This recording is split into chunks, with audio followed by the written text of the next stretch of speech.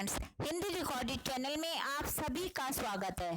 दोस्तों, अक्सर यह चिंता व्यक्त की जाती है कि हिंदी में शोध की दशा बहुत ही दयनीय है। हिंदी ही क्यों, अन्य भारतीय भाषाओं बांग्ला, उर्दू, उड़िया, तेलुगु, कन्नड़, असमी, संस्कृत आदि के बारे में भी यही बात कही जाती है। साथ ही साथ अब आम धारणा बन गई है कि हिंदी समेत अन्य आधुनिक भाषाओं में एमए, पीएचडी करना बहुत आसान है और यह भी कहा जाता है कि ना तो इन विषयों से एमए कर चुके विद्यार्थी अकादमिक रूप से सक्षम होते हैं, ना ही इनके शोध कार्य में कोई मौलिकता होती है। विश्वविद्यालय परिसर में इन विषयों की और इन विषयों से जुड़े शिक्षक एवं छात्रों की और एकेडमिक हैसियत वैसी होती है जैसे पुराने समय में अछूत कही जाने वाली जातियों की हुआ करती थी। इन विषयों के प्रति एकेडमिक जगत और समाज की यह धारणा क्यों है, इस पर विचार करने की आवश्यकता है। दोस्तों, आज देश का शायद ही कोई विश्वविद्यालय हो जहां हिंदी विभाग ना हो, वो चाहे दक्षिण के विश्वविद्यालय हो या उत्तर पूर्व के, यहाँ तक कि विश्व के हो, जहां दूसरे देशों के बहुतेरे विश्वविद्यालयों में भी हिंदी विभाग है और वहां हिंदी विधिवत रूप से पढ़ाई जाती है।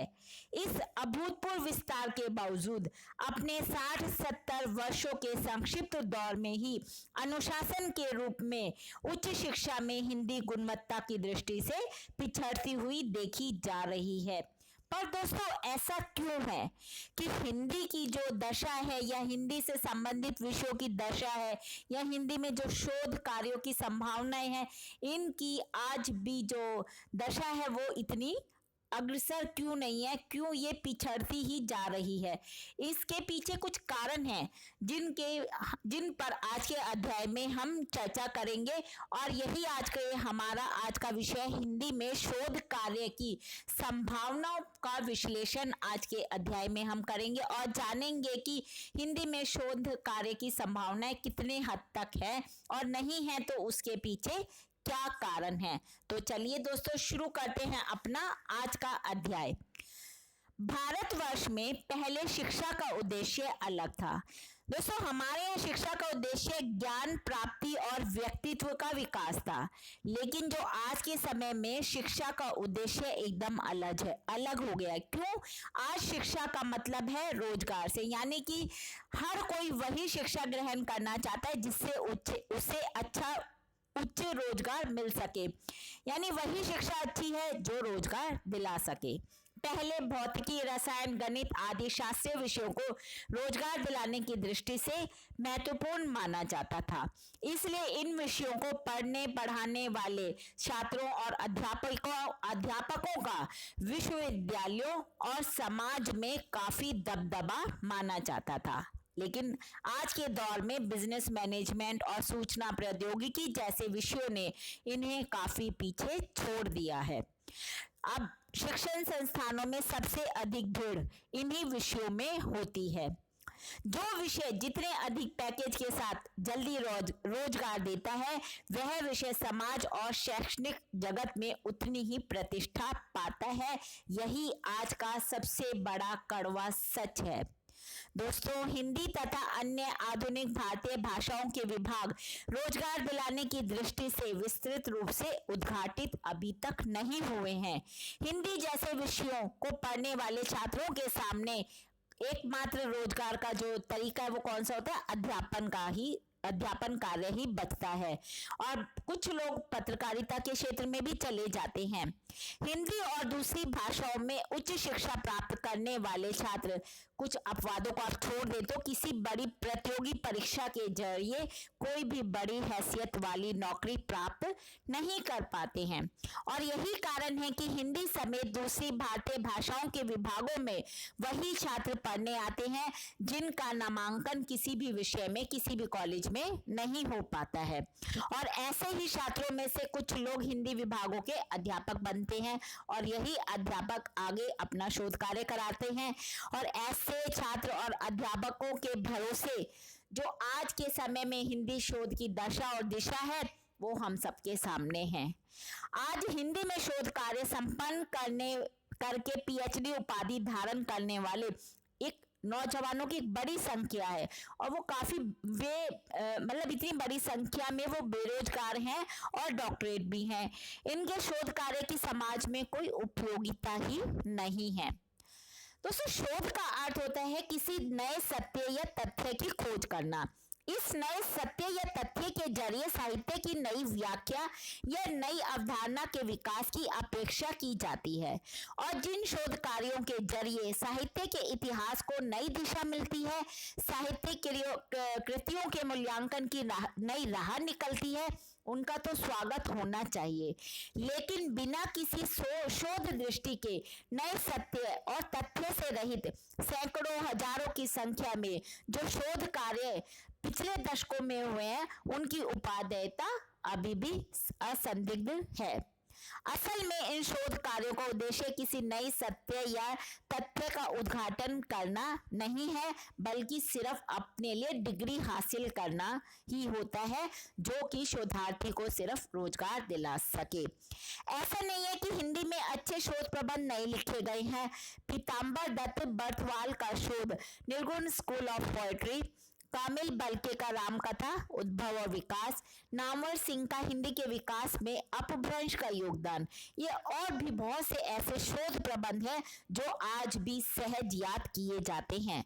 इसके अतिरिक्त और भी शोध प्रबंध हैं जो अपनी गुणवत्ता और मौलिकता के लिए याद किए जाते हैं। लेकिन हिंदी में जितने बड़े पैमाने पर शोध प्रबंधों का उत्पादन हो रहा है, उसमें जो अच्छे शोध प्रबंध है उनकी संख्या काफी कम है आज भी। दोस्तों, मानविकी के विषय में शोध कार्य की अध्यापिकी पाने की अनिवार्यता को योग्यता के साथ जोड़ना शोध के लिए न्याय नहीं है। एक अध्यापक का काम होता है अपने छात्रों को साहित्य की शिक्षा देना और साहित्य में उसकी दिलचस्पी पैदा करना। मानविकी के विषय में शोध कार्य वही लोग करें जिनकी सचमुच में इसे करने की दिलचस्पी हो या शोध कार्य में हो और जिनके पास शोध का कोई मौलिक विषय हो जिस पर वो अच्छे तरीके से अच्छा शोध कर सके और एक अच्छा शोध लिख सके। बिना इच्छा और बिना मौलिक शोध विषय के जो भी शोध कार्य हो रहे हैं, उनसे हिंदी की दुनिया में कुछ भी नया नहीं जुड़ पा रहा। साहित्य की किसी नई दिशा का उद्घाटन भी नहीं हो रहा है। दोस्तों, हिंदी विभागों में लिखे जाने वाले शोध प्रबंधों की एक अगर सूची बना ली जाए तो सार्थक और मौलिक शोध प्रबंधों की संख्या बहुत कम देखने को मिलेगी। एक समय ऐसा था जब किसी रचनाकार के व्यक्तित्व और कृतित्व को शीर्षक बनाकर शोध कार्य शुरू हुआ। फिर तो क्या हुआ, इसकी आंधी चल पड़ी। कोई भी छोटा बड़ा रचनाकार हो, उसी के व्यक्तित्व और कृतित्व पर लोगों ने धड़ल्ले से शोध कार्य शुरू कर दिया, चाहे वो सही हो चाहे गलत हो, लेकिन उन पर छोटी छोटी बातों पर ही शोध होने लगा। फिर किसी के कथ्य और शिल्प पर शोध कार्य की आंधी चल पड़ी और सभी उसके पीछे लग गए और इसी तरह उसके कथ्य और किसी भी रचनाकार के कथ्य और शिल्प पर शोध कार्य कर लिखने लग गए। और आजकल क्या है, स्त्री चेतना या विमर्श और दलित चेतना और विमर्श का ही एक तरह से फैशन चल पड़ा है और इसी पर शोध कार्य हो रहे हैं। लेकिन इन शोध प्रबंधों में सामाजिक चेतना और यथार्थ चेतना को समझाने में ही जो आधा शोध प्रबंध है वह पूरा हो जाता, आधा शोध प्रबंध तो इसी में चला जाता है। और असल में ऊपर जिस तरह के भी हमने अभी जो शोध प्रबंधों के विषयों की चर्चा की है, देखा जाए तो ये शोध के विषय ही नहीं है, बल्कि वे तो आलोचनात्मक लेखों के विषय हैं जिन पर असल में हिंदी में शोध लिखा जाता है। बहुत पहले हिंदी के प्रसिद्ध आलोचक आचार्य नलिन विलोचन शर्मा ने हिंदी में तात्विक शोध समस्या पर विचार किया और कहा है कि हिंदी शोध की मुख्य समस्या मेरी समस्या तात्विक शोध को लेकर ही है। साहित्य में तो तात्विक शोध से मेरा तात्पर्य है कि इसे मतभेद की संभावना का ध्यान रखते हुए स्पष्ट किया जाए। तात्विक शोध तो हिंदी के उन कवियों पर ही किया जा सकता है जो साहित्य इतिहास में युग विशेष के गौण कवियों के रूप में अनिवार्यतः उल्लेख के योग्य भी माने जाते हैं, ना कि किसी पर भी शोध करके शोध लिखा जाए। उनके अध्ययन के लिए पाठ्य सामग्री का अभाव आज भी बना हुआ है। नलिन जी ने प्रेमचंद, निराला आदि की कृतियों में सामाजिक चेतना या यथार्थ चेतना जैसे विषयों पर शोध कार्य करने की जगह किसी शोधार्थी के लिए यह उपयुक्त माना है कि वह उन रचनाकारों की रचनाओं के प्रकाशन वर्ष को ही ठीक से रखने का और उसको विश्लेषण का काम करे तो हिंदी शोध का ज्यादा भला होगा। विज्ञान के विषयों की देखा देखी मानविकी के विषयों में नौकरी प्राप्त करने के लिए शोध उपाधि प्राप्त करने की जो होड़ है, उससे हिंदी शोध की गुणवत्ता निश्चित रूप से प्रभावित हुई है। उसे स्तरीय और मौलिक बनाने का यही उपाय हो सकता है कि उसे नौकरी प्राप्त करने या प्रोन्नति पाने की अर्हता से मुक्त कर दिया जाए। शोध कार्य अंततः जिज्ञासु मन की सक्रियता और उसके लिए सही दिशा में किए जाने वाले श्रम का ही परिणाम होता है। जिसके पास ना वह जिज्ञासा है और ना उस जिज्ञासा के पीछे दौड़ने की संकल्प शक्ति है, यदि वे लोग भी शोध के क्षेत्र में आगे आएंगे तो निश्चित रूप से शोध का स्तर वह नहीं रहेगा जिसकी हम अपेक्षा करते हैं।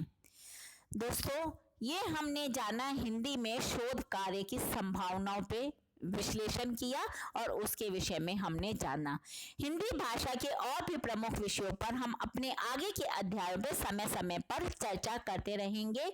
उसके लिए लेकिन आपको दोस्तों मेरे इस चैनल को लाइक और सब्सक्राइब करना होगा। धन्यवाद दोस्तों, आपका दिन शुभ हो।